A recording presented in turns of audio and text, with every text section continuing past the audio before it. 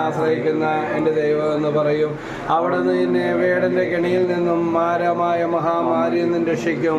തന്റെ തൂലൽ കൊണ്ട് അവിടുന്ന് നിന്നെ മറച്ചുകൊള്ളും. അവിടുത്തെ ചിറകുകളുടെ കീഴിൽ നിനക്ക് അഭയം ലഭിക്കും. അവിടുത്തെ വിശ്വസ്തത നിനക്ക് കവചവും പരിചയവുമായിരിക്കും. രാത്രിയിലെ ഭീകരതയെയും പാൽ പറക്കുന്ന അസ്ത്രത്തെയും നീ ഭയപ്പെടേണ്ട. ഇടി സഞ്ചരിക്കുന്ന മഹാമാരിയെയും നട്ടുചക്കന്റെ വിനാശത്തെയും നീ പേടിക്കേണ്ട. നിന്റെ പാർശ്വങ്ങളിൽ ആയിരങ്ങൾ മരിച്ചു വീണേക്കാം, നിന്റെ വലതുവശത്ത് 10,000 എങ്കിലും നിനക്ക് അനർത്ഥം സംഭവിക്കുകയില്ല. ദുഷ്ടന്റെ പ്രതിഫലം നിന്റെ കണ്ണുകൾ കൊണ്ട് തന്നെ നീ കാണും. നീ കർത്താവിൽ ആശ്രയിച്ചു, അതിനുള്ളിൽ വാസമർപ്പിച്ചു, നിനക്ക് തിന്മയും ഭവിക്കുകയില്ല. ഒരനർത്ഥവും നിന്റെ കൂടാരത്തെ സമീപിക്കുകയില്ല.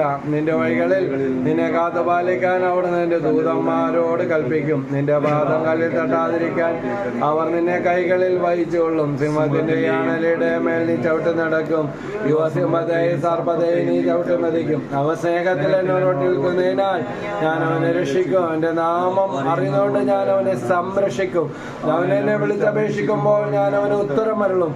അവന്റെ കഷ്ടതയിൽ ഞാൻ അവനോട് ചേർന്ന് നിൽക്കും. ഞാൻ അവനെ മോചിപ്പിക്കുകയും മഹത്വപ്പെടുത്തുകയും ചെയ്യും. ദീർഘായുസ് നൽകി ഞാൻ അവനെ സംതൃപ്തനാക്കും. എന്റെ രക്ഷ ഞാൻ അവന് കാണിച്ചു കൊടുക്കും. ദൈവമേ, നന്ദി.